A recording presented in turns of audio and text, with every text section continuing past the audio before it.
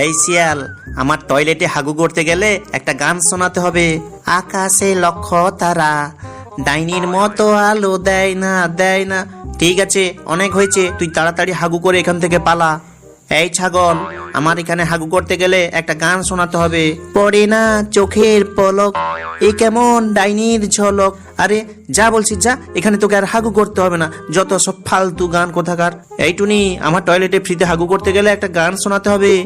হে ভগবান, আমার তো এই মুহূর্তে প্রচুর জোরে হাগু পেয়েছে, আর গানও মনে পড়ছে না। এখন যে আমি কি করি? টুনি, তোমার বন্ধুরা সকলে ভিডিওটি লাইক করে চ্যানেলটি সাবস্ক্রাইব করে দিলে তোমাকে এক্ষুনি একটা উপায় বলবো।